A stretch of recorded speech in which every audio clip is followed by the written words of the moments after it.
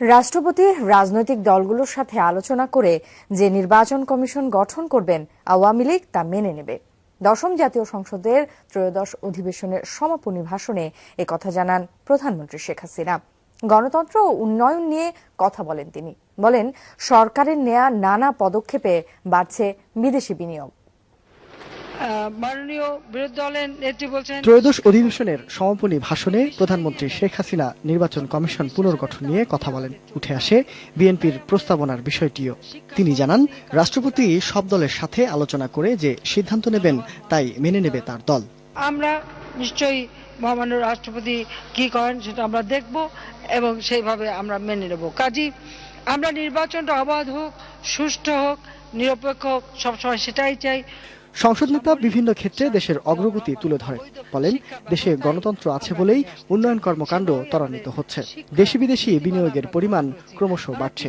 আজকে আমরা আত্মনির্ভরশীল হয়েছি, তার 90% প্রকল্প আমরা নিজস্ব অর্থায়নে এখন বাস্তবায়ন করতে সক্ষম হয়েছি।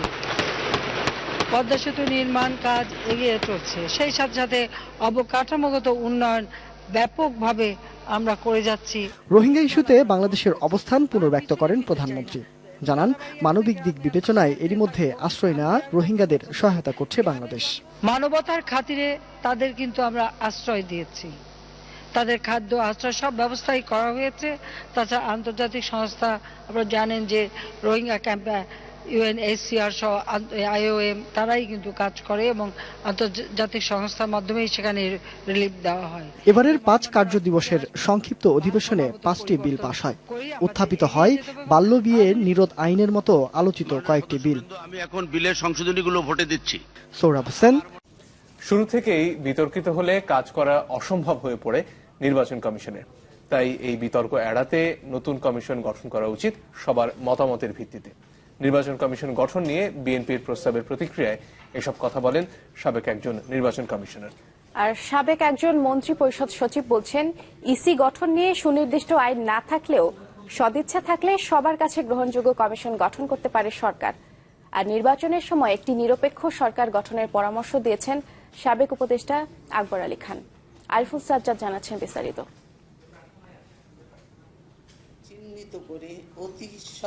নতুন নির্বাচন কমিশন গঠন নিয়ে গরম হয়ে উঠতে শুরু করেছে রাজনীতির মাঠ। প্রস্তাব নিয়ে মাঠে গত জাতীয় নির্বাচন বর্জনকারী বিএনপি ও তার মিত্ররা। ছেড়ে কথা বলছে না সরকারি দলও।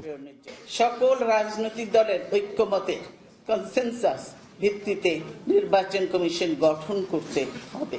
তথাকথিত নির্বাচন কমিশন সংস্কারের ফর্মুলা অন্তঃশ্বাস শূন্য এবং জাতির সাথে তামাশা ছাড়া আর কিছু নয়। ভুয়া ভোটার, প্রধান নির্বাচন কমিশনারের বিতর্কিত ভূমিকা নিয়ে আন্দোলন আর জ্বালাও পোড়ায়ে 2007-এ ক্ষমতায় বসে সিভিল মিলিটারি সরকার। ওই সরকারের সময় দায়িত্ব পাওয়া হুদা কমিশনের ভূমিকা প্রশংসা পায় সর্বমহলে। ওই কমিশনের একজন সদস্য বলছেন, ইসি গঠনে সব মহলের মতামত খুবই গুরুত্বপূর্ণ।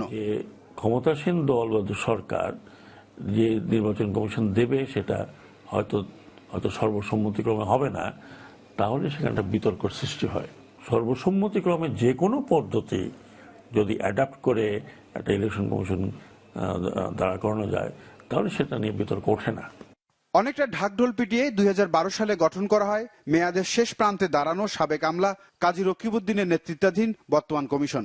ওই সময়ে প্রধান রাজনৈতিক দলগুলো এ নিয়ে কথাও বলেন প্রয়াত রাষ্ট্রপতি জিল্লুর রহমানের সাথে। এখন পর্যন্ত নির্বাচন কমিশন অত্যন্ত প্রশ্নবিদ্ধভাবে আছে।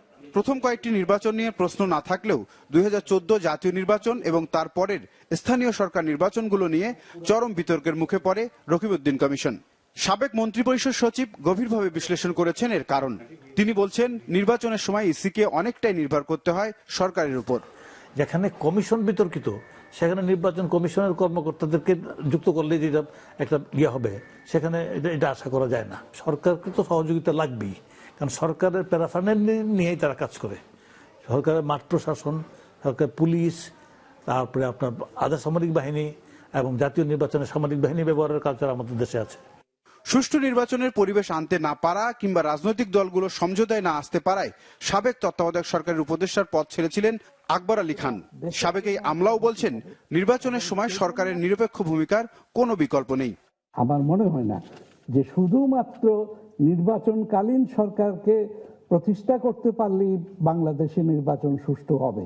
এখানে রাজনৈতিক সংস্কৃতির পরিবর্তন করতে হবে। আগামী বছরের ফেব্রুয়ারিতে শেষ হবে বর্তমান নির্বাচন কমিশনের মেয়াদ। আরিফুল সাজ্জাদ, চ্যানেল 24, ঢাকা।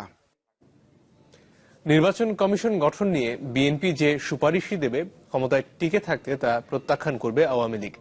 রাজধানীর সেগুনবাগিচায় জিয়া নাগরিক ফোরামের আলোচনায় একথা বলেন বিএনপি মহাসচিব মির্জা ফখরুল ইসলাম আলমগীর।